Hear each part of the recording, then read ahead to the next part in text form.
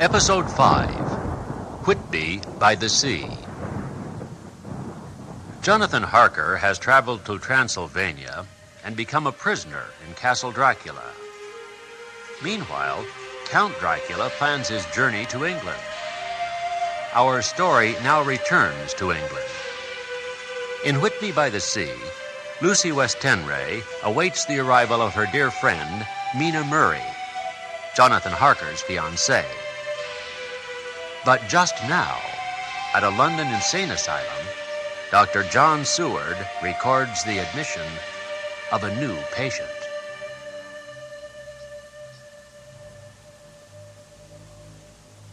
R.M. Renfield, Etat. Sanguine temperament, great physical strength, morbidly excitable, periods of gloom ending in some fixed idea which I cannot make out. I presume that the sanguine temperament itself and the disturbing influence end in a mentally accomplished finish. Possibly dangerous man. Probably dangerous, if unselfish. In selfish men, caution is as secure an armor for their foes as for themselves.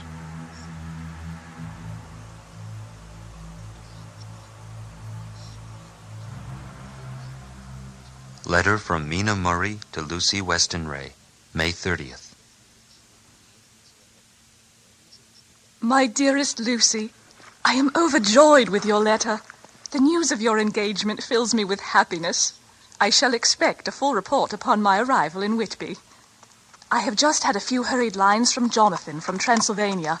He is well and will be returning in about a week. I am longing to hear all his news. It must be so nice to see strange countries. There is the 10 o'clock bell. Goodbye. Your loving Mina. The case of Renfield grows more interesting the more I get to understand the man. He has certain qualities very largely developed: selfishness, secrecy, and purpose. I wish I could get at what is the object of the latter. He seems to have some settled scheme of his own, but what it is I do not know. His redeeming quality is a love of animals, though indeed he has such curious turns in it that I sometimes imagine he is only abnormally cruel. His pets are of odd sorts. He has at present such a quantity of flies that I have had myself to deal with the matter.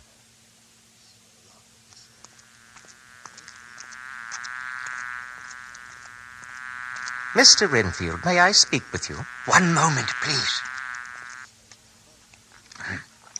Yes, Doctor? Did you just eat a fly? Mr. Renfield, I forbid you to eat flies. Oh, but, Doctor, you must understand that to eat the fly is very good and very wholesome. It is life, strong life, and gives life to me. Be that as it may, you are forbidden to eat flies. As a matter of fact, I've come to speak to you regarding these flies of yours. They have become a bit of a nuisance. Lord knows there are enough flies in this place without your putting scraps of food at the window to attract more. May I have 3 days? I shall clear them away. I suppose that would be all right. After 3 days, I returned to Renfield's cell. To my amazement, he has turned his mind now to spiders, and he has got several very big fellows in a box. He keeps feeding them with his flies, and the number of the latter is becoming sensibly diminished, although he has used half his food in attracting more flies from outside to his room. His spiders are now becoming as great a nuisance as his flies, and today I told him that he must get rid of them.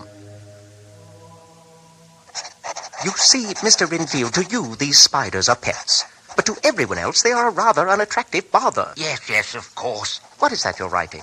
Totals. Lives do add up, you know. Let me see that. What are these numbers? My accounts. What was that? Is that a sparrow? Mr. Renfield, really, now you've got a sparrow? Just one. How on earth did you attract a sparrow? With spiders. I see.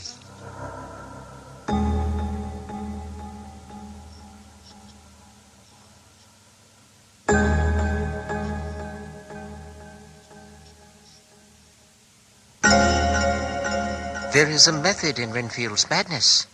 He had managed to get a sparrow and tame it. His means of taming is simple, for already the spiders have diminished. Those that do remain, however, are well fed, for he still brings in the flies by tempting them with his food. He has now a whole colony of sparrows, and his flies and spiders are almost obliterated. When I came in, he ran to me and said he wanted to ask me a great favor.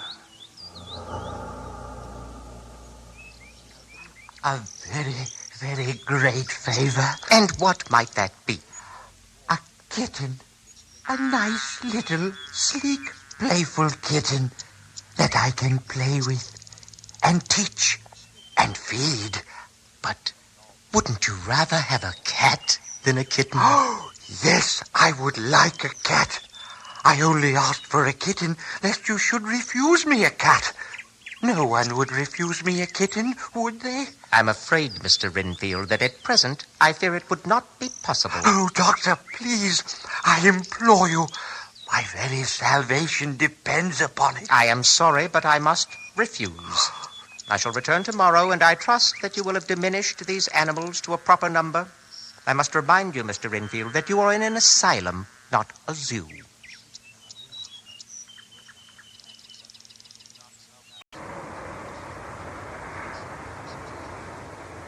Exclusive 2, The Daily Telegraph, August 8th. One of the greatest storms on record has just been experienced here, with results both strange and unique. Yesterday, shortly before 10 o'clock, the stillness of the air grew quite oppressive. Without warning, the tempest broke. The waves rose in growing fury, till in a very few minutes, the lately glassy sea was like a roaring and devouring monster. White-crested waves beat madly on the level sands and rushed up the shelving cliffs. Others broke over the piers, and with their spume swept the lanterns of the lighthouses, which rise from the end of either pier of Whitby Harbor. The wind roared like thunder and blew with such force that it was with difficulty that even strong men kept their feet or clung with grim clasp to the iron stanchions. Here and there a fishing boat, with a rag of sail running madly for shelter before the blast. Now and again the white wings of a storm-tossed seabird. On the summit of the east cliff, the Whitby searchlight was made ready and soon swept over the surface of the sea. Before long, the searchlight discovered, some distance away, a schooner with all sails set. Between her and the port lay the great flat reef, and with the wind blowing from its present quarter, it would be quite impossible that she should fetch the entrance of the harbor. Then came a rush of sea fog, a mass of dank mist, which seemed to close on all things like a gray pall, and left available to men only the organ of hearing. The wind suddenly shifted to the northeast, and the remnant of the sea fog melted in the blast, and then between the piers, leaping from wave to wave as it rushed at headlong speed, swept the strange schooner before the blast, with all sails set, and gained the safety of the harbor. The searchlight followed her, and a shudder ran through all who saw her, for lashed to the helm was a corpse with drooping head, which swung horribly to and fro at each motion of the ship. No other form could be seen on deck at all. A great awe came on all as they realized that the ship, as if by a miracle, had found the harbor, unsteered save by the hand of a dead man. But, strangest of all, the very instant the shore was touched, an immense dog sprang up on deck from below, as if shot up by the concussion, and running forward, jumped from the bow on the sand, making straight for the nearby churchyard, and disappeared among the ancient flat tombstones.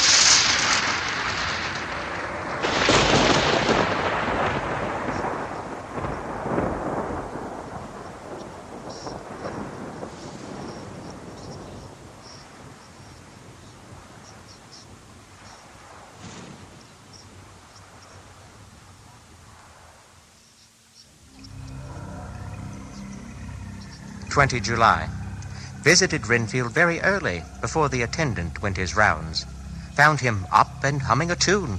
He was spreading out his sugar, which he had saved in the window, and was manifestly beginning his fly-catching again, and beginning it cheerfully and with good grace. I looked around for his birds, and not seeing them, asked him where they were. He replied, without turning round, that they had all flown away. There were a few feathers about the room, and on his pillow a drop of blood. I said nothing, but went and told the keeper to report to me if there were anything odd about him during the day.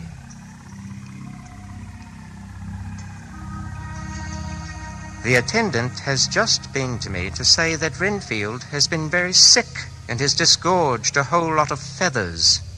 Apparently he has eaten his birds. My homicidal maniac is of a peculiar kind.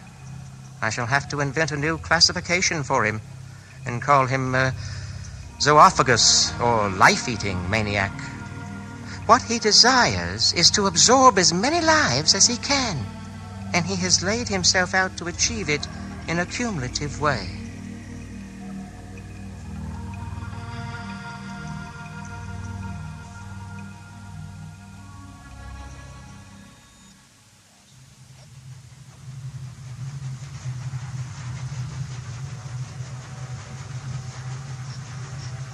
Mina? Oh, Mina, I'm here. Oh, Lucy, dear. Mina, I'm so happy to see you. There's so much to tell you. And I insist upon hearing every last word. Come along. Whitby has the quaintest little cafe. We'll have tea and toast while I tell you the news. And you must tell me of Jonathan and this great adventure of his.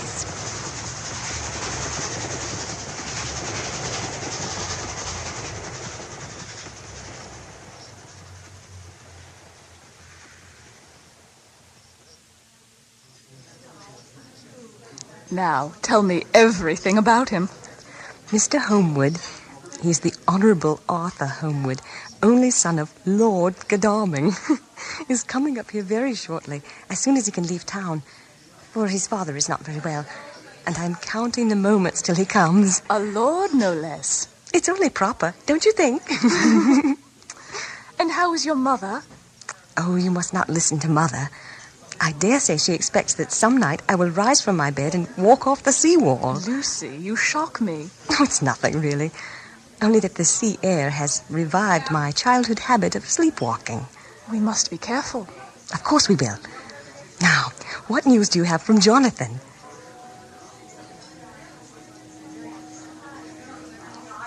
I'm beginning to worry, Lucy. Just yesterday, dear Mr. Hawkins, who is always so kind, sent me a letter from him. It is only a line dated from Castle Dracula, and says that he is just starting for home. That is not like Jonathan. I do not understand it, and it makes me uneasy. What do you mean, uneasy? I don't know, really. Why do you ask? Well, it's just that lately I've had a strange feeling, a sense of impending darkness coming over everything.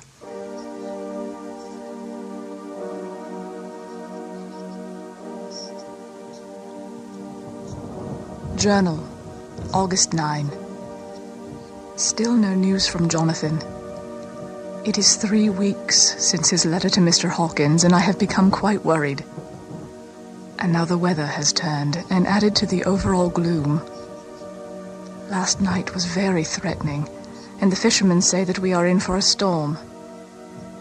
Everything is grey, except the green grass, which seems like emerald amongst the earthy rock. The sea is tumbling in over the shallows and the sandy flats with a roar. The horizon is lost in a grey mist. All is vastness. The clouds are piled up like giant rocks, and there is a brool over the sea that sounds like some presage of doom. Dark figures are on the beach here and there, sometimes half shrouded in the mist. The fishing boats are racing for home and rise and dip in the groundswell as they sweep into the harbor.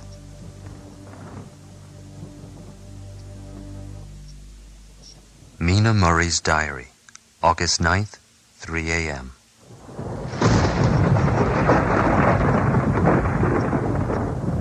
I fear for Lucy's life.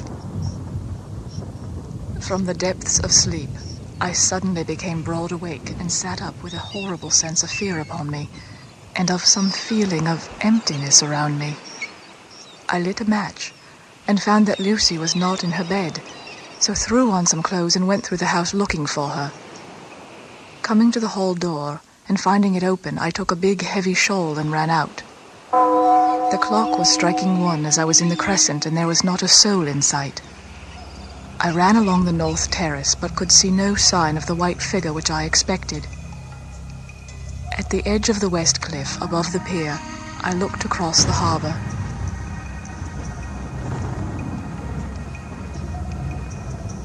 As a cloud passed, I could see the ruins of the abbey coming into view. And as the edge of a narrow band of light, as sharp as a sword cut, moved along, the church and the churchyard became gradually visible. And there, on our favourite seat, the silver light of the moon struck a half-reclining figure, snowy white.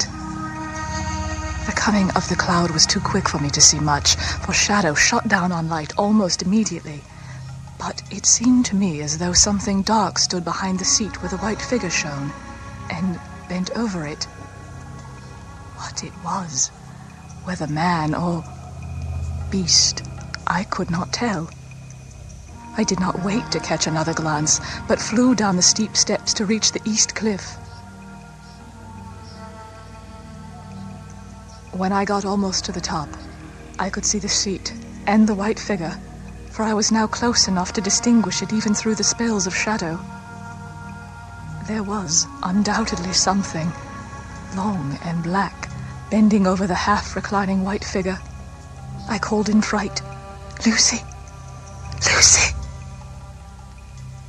And something raised a head, and from where I was, I could see a white face and red gleaming eyes.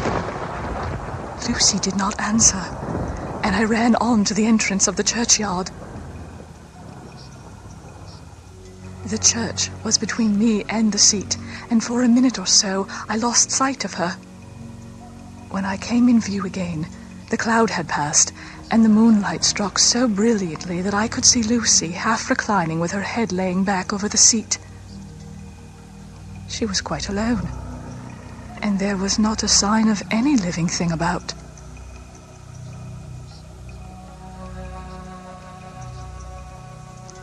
When I bent over her, I could see that she was still asleep.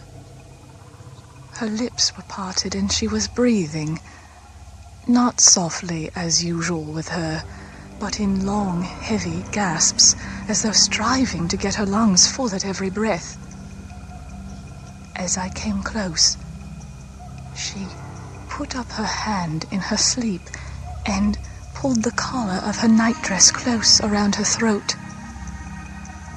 I woke her gently, and we made our way home without meeting a soul.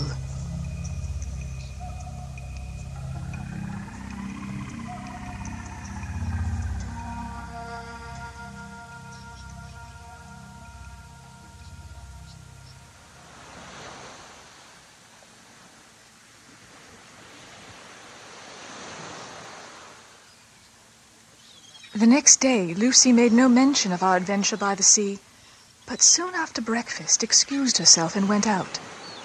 I followed and watched as she went to the very bench where I had found her the previous night.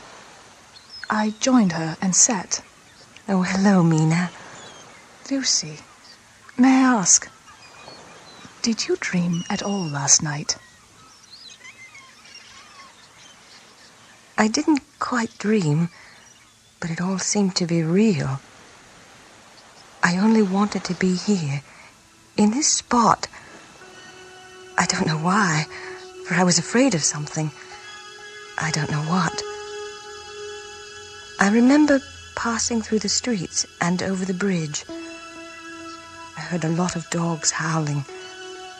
The whole town seemed as if it must be full of dogs, all howling at once.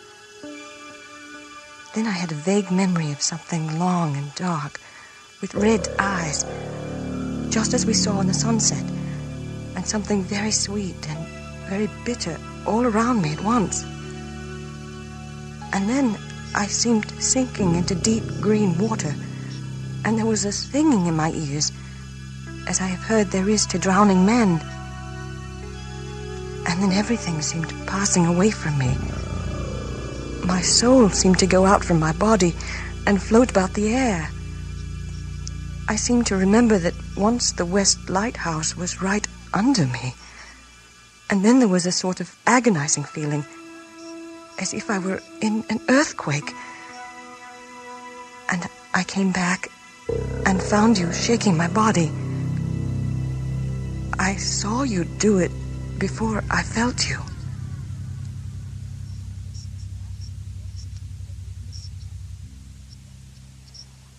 Then she began to laugh. It all seemed a little uncanny to me, and I listened to her breathlessly.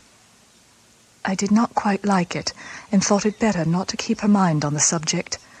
So we drifted on to other subjects, and Lucy was like her old self again. When we got home, the fresh breeze had braced her up, and her pale cheeks were really more rosy. Her mother rejoiced when she saw her, and we all spent a very happy evening together.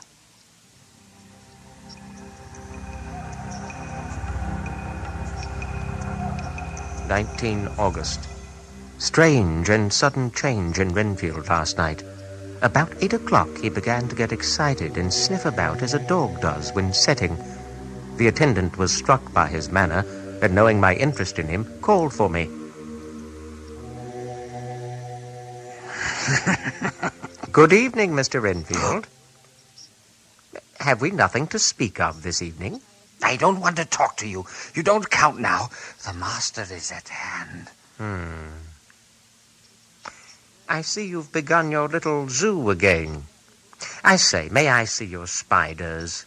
I trust you've got some large fellows. Bother them all. I don't care a pin about them. What? You don't mean to tell me you don't care about spiders? The bride maidens rejoice the eyes that wait the coming of the bride. But when the bride draweth nigh, then the maidens shine not to the eyes that are filled. The mystery grows. Renfield would not explain himself, but remained obstinately seated on his bed all the time I was with him. Returning to this office, I had lain tossing about and had heard the clock strike only twice when the night watchman came to me, sent up from the ward to say that Renfield had escaped. The attendant was called by the sound of the window being wrenched out, saw that the cell was empty, and had at once sent for me. At Renfield's cell, I saw the torn window casement, and looking out, could see in the distance our patient scaling the high wall which separates our grounds from the grounds of Carfax, the deserted estate which stands along our property. Crossing the wall and dropping down on the other side, I could see Renfield's figure just disappearing behind the angle of the house, so I ran after him. On the far side of the house, I found him pressed close against the old iron-bound oak door of the chapel. He was talking, apparently to someone. Drawing near, I heard him say, I am here to do your bidding, master. I am your slave, and you will reward me, for I shall be faithful. I have worshipped you long and afar off. Now that you are near, I await your commands, and you will not pass me by, will you, dear master, in your distribution of good things? They come for me now, but I shall be patient. I await your command.